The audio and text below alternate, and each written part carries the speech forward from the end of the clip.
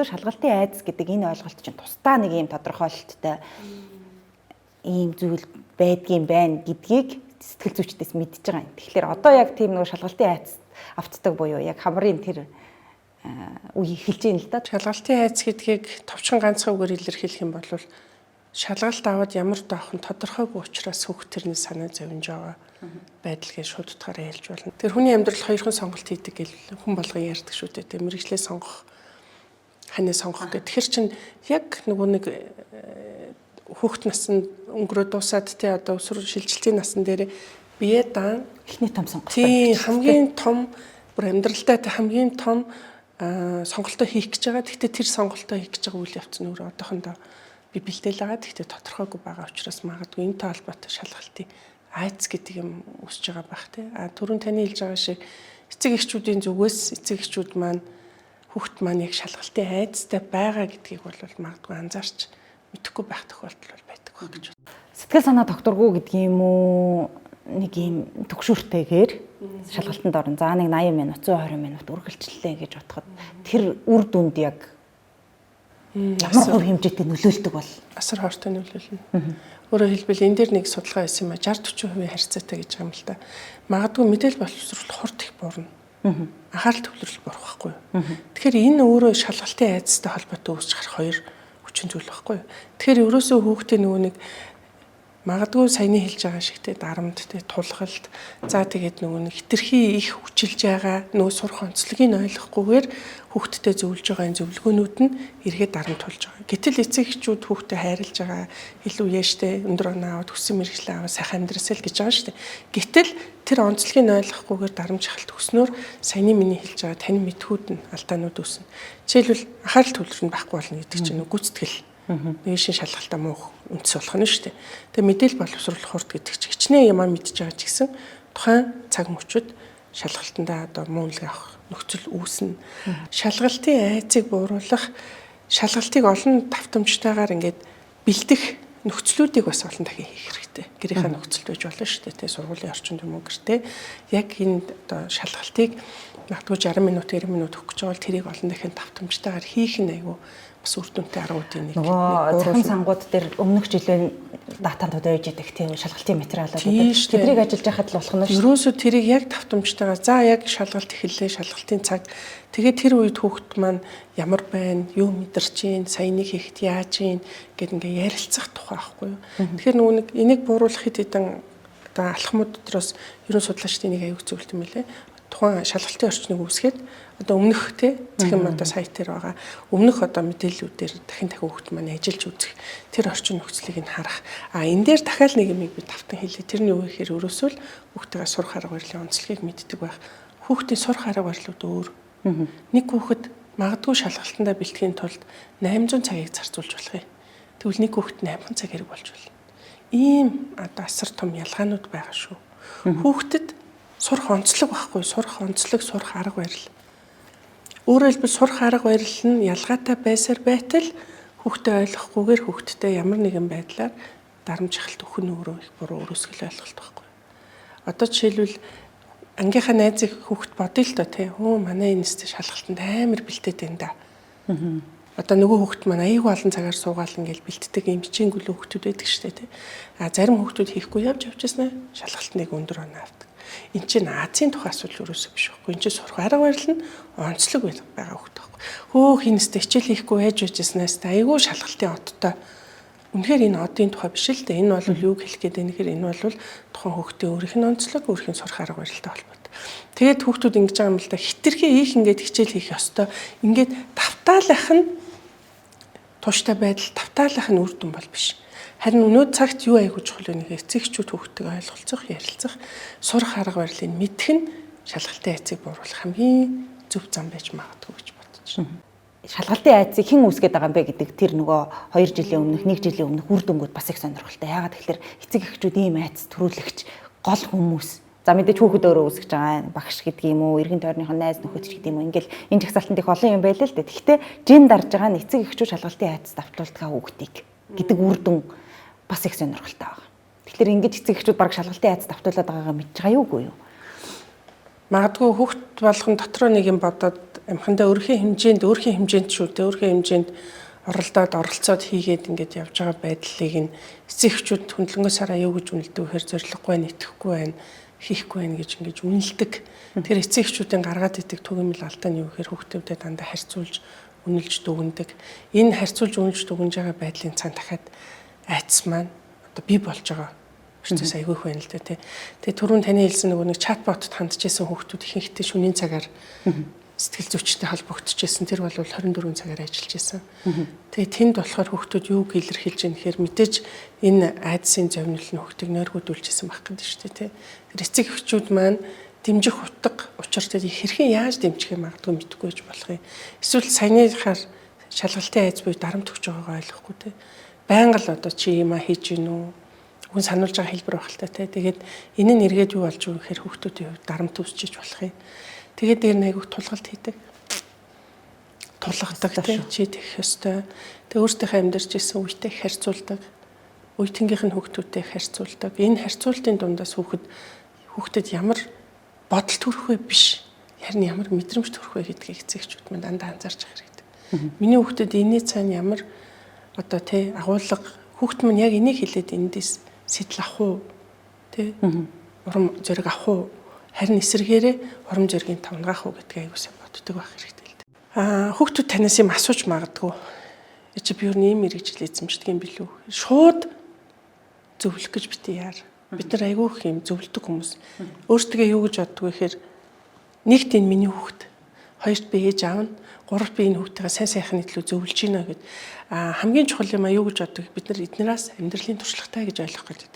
Гэтэл яг үүндээ заримдаа бид нар хүүхдүүдээс асар их юм суралцдаг. Дээр нь юу вэ гэхээр номер 1 хүүхдээ сонсчоо зөвлөрөөл гэж хэлэх гээд байна л да. Жишээлбэл хүүхд маань ингээд би тэгдэг ч юм уу эсвэл ингэдэг ч юм уу эсвэл нэг ийм юмны талаар чи яг юу гэж бодож байна гэдээ асуухаар хүүхдүүд энэ дотоод ертөнц болвол бүр ингээд дандаа эцэг эхчүүдийн бодож ирснээс тэсвэр байгаад байдаг. Энэ яагаад өөр байгаад байна вэ? Тэгэхээр нэгдүгээрт энэ бол миний хүүхд гэж өмжилж байна. Хоёрдугаарт юу гэхээр хүүхдээ би сайн сайхан зүйлийг нь би хийж гин гэд тэднээс асуухгүйгээр тэднээс зөвшөөрөл авахгүйгээр эцэгчүүд маш их хийгээд байдаг. Сайн сайхан зүйл гэж бодож хийдэг зүйл маань. Дараагаар нь юу гэхээр чи яг энэ талаар юу гэж бодож байна гэдэг харилцан яриаг дандаа өрнүүлж байгаа. Энэ бол хамгийн сайн асуултуудын нэг.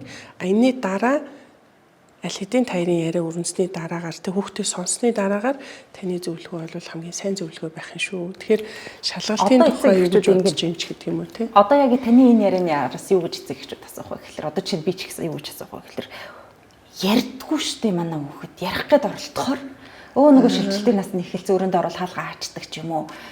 Тийм үгүй гэдэг. Ямар ч ярьдгүй хүүхэд гэж энэ хороо дээр байхгүй. Нэгдүгээрт. Хоёрдугаарт ямар ч хүүхэд сэтгэл зүйч өмнө ирээд суугаад ярьдаг. Бүр ямар ч хүүхэд ярьдаг. Тэр яагаад тэд нар яриад байгаа? Яагаад тэр сэтгэл зүйч сонсоод байгаа байхгүй юу? Юуг нь ч бити эсэргүүц, юун дээр нь ч бити зөвлөх гэж бити яар. Ямар ч үед сонсох гэдэг юм аа та хийснээр хүүхдээ яриулж сурах хэрэгтэй байхгүй. Тэгэхээр хүүхэд бид нар ерөөсөө сонсдгүй учраас хүүхэд маань яриаггүй, ярих чадвар суралцаагүй байхгүй юу? Тэгэхээр сэтгэл зүйчтэй ажиллаж байгаа номер 1 бас чухал ажлуудын нэг бол хүүхдийн дээр ярьж сурдаг, ярилцаж сурдаг байхгүй. Тэгэхээр та энэ оролдогыг дахин хий. Дахин хийгээд ахаар те чи энэ талаар юу гэж бодож байна гэд хүлээгээд стоп гэж зогсож байгаад хүлээгээд бүр ингээ хүүхд маань юу гэж хэлэх гээд байна гэдгийг сонсож сурснараа хүүхд маань нэгдүгürt ярьж сурна. Харин өстой энэ дээр та амьдралынхаа туршлагыг ашиглаж болно шүү дээ те. Тэгээд дараа нь чи яг энэ талаар юу гэж бодож байна? Мэдэхгүй гэдэг үг хэлж сурах хэрэгтэй. Та юу ч мэдэхгүй байгаадаа биш байхгүй. Харин мэдэхгүй гэж хэлснээрээ миний хүүхд юу бодож байгаа юм бол гэдгийг мэдэх боломж байхгүй. Эцэг эхчүүд айгүй их мэдэх гээд байдаг байхгүй. Мэдэм хийх гээд байдаг байхгүй. Тий, эцэг их юм чинь те мэдэж зөвлөх гээд байдаг байхгүй. Харин та ээж нь өстой мэдэхгүй байна. Харин чи юу гэж бодож байна гэхээр хүүхд яг өөрийнхөө дотоод ертөнцийг гаргаад хэлнэ. Зөндөө юм гаргана, ярина. Ингээд сонсоод харилцаа үүснээ дараа тэгвэл ээж нь ингэж бодож байна. Энэ бол таны л бодол байхгүй. Тэрнээс үүш та бодлоо тулгаад байгаа биш байхгүй. Тэгвэл өөрийнхөө бодсон зүйл, өөрийнхөө амьдралын туршлага хүүхд маань туршлагатай байгаа. Тэгээд одоо ээж аавынхаа туршлагыг нэмснээр энэ бол хамгийн зөв одоо шийдвэрүүдийн нэг байх байхгүй.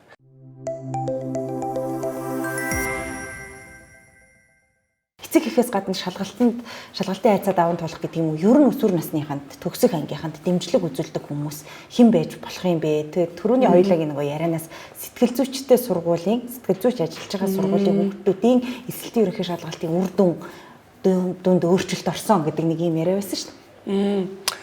Ерөнхийдөө нэлээд олон сургуулиуд дээр бид нар одоо бол 300-аад боловсролын сэтгэл зүйч бэлтгэгдээд гарчлаа шүү дээ. Тэгэхээр энэ маань өнөөдөр бас бүх одоо тэр сэтгэл зүйч ажиллаж байгаа сургуулийн хүүхдүүдийн шалгалтын айцыг бууруулах бол маш том ажлын нэг хэсэг яхаарахгүй мөн.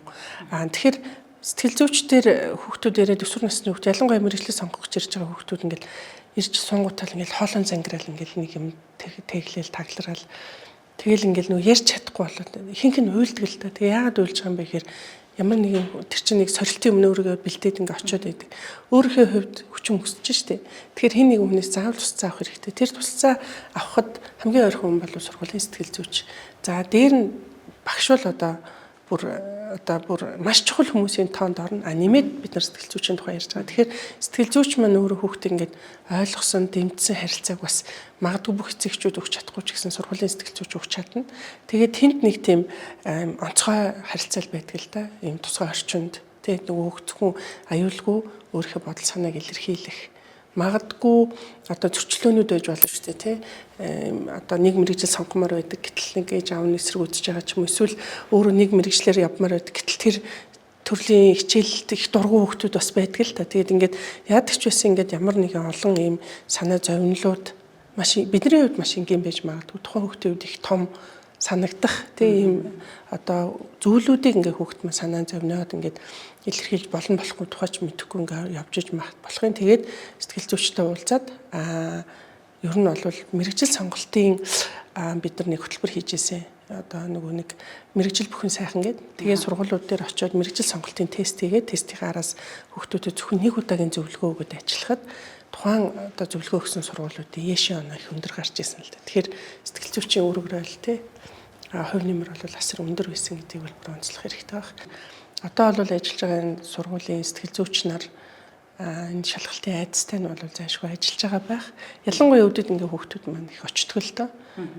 Яг ингээд яах вэ гэд хандж байна гэдэг чинь л тэднэрт энэ хүмүүс хэрэгтэй байна гэсэн үг байхгүй. Тэгэхээр өөрөөсөө энэ гурвалсан холбоо харилцаанд аягүй сайн ажиллах хэрэгтэй. Эцэгчүүд хүүхд өөрөө тэгээ сургуулийн орчинд бол багш нар сэтгэл зүйчтэй сургуулийн менежерүүд одоо сургууль бол бодлогоор бас энэ дээр бас анхаарч ажиллавал аягүй сайн байх тий. Яг сургуулийн орчинд сэтгэл зүйч ажиллахаар гол хэрэглэгч хэн байдаг вэ? Хэдэн настай айл ангийнхан байдаг вэ гэдэг ийм асуудал анхаарал татдаг байна. Зөв. Ерөнхийдөө ингээд өөрөө яг ингээд бие даагаад өөрөө яг сэтгэл зүйчдээр очиж байгаа ангийн хүүхдүүд бол нэг 5, 6, 7, 8 дугаар ангийн хүүхдүүд байдаг юм лээ. Тэгээд энэ дээр бол яах вэ гэхээр нөгөө нэг өөрийнхөө яг л өөрийнхөө нөгөө нэг том хүн болж байгаа тий ялгааг мэдрээд тэр сэтгэл зүйчийн өмнө очиж суугаад өөрийнхөө санаа бодлыг илэрхийлэх боломжтой үе юм байна л гэж ойлгоод байгаа. Ялангуяа 5, 6, 7, 8 дугаар ангийн хүүхдүүд очиж гинэ гэдэг чинь өөрөө нөгөө нэг хамгийн их шилжилтийн үед үүсэж байгаа маш олон асуудлуудаа шийдэх гаргалгаа нөхгүй магадгүй үе тэнгийн гадуурхалт одоо өнөөдөр цаг үед аягүй их байна гэж эцэгчүүд ярьж байна. Ер нь сургуулийн орчинд ийм асуудлууд байна тий. За тэгээд дээр нь одоо хүүхдүүд маань хамгийн гол нэг юм болохоор юу вэ гэхээр ерөөсөө л одоо юу гэдгийг хүүхд толгын ялгаатай орчинд гэр бүлд ялгаатай харилцаан донд амьдарч байгаа. Гэтэл сургуулийн нэг орчин байгаад байгаа. Тэнд очиод өөрийнхөө бодол санааг аюулгүй нээлттэй одоо бүрэн дүр илэрхийлж болох орон зайг нь бид нар бэлтэж өгч байгаа. Тэгээ тэнд хүүхдүүд маань яг энэ шилжилтийн насны хүүхдүүд маань очиод өөрийнхөө санаа бодлыг илэрхийлж байна гэдэг нь сурлагын дүнд тий маш олон одоо амьдралын зорилго руу чиглэж байгаа бүх юмд эргээр нөлөө үзүүлнэ.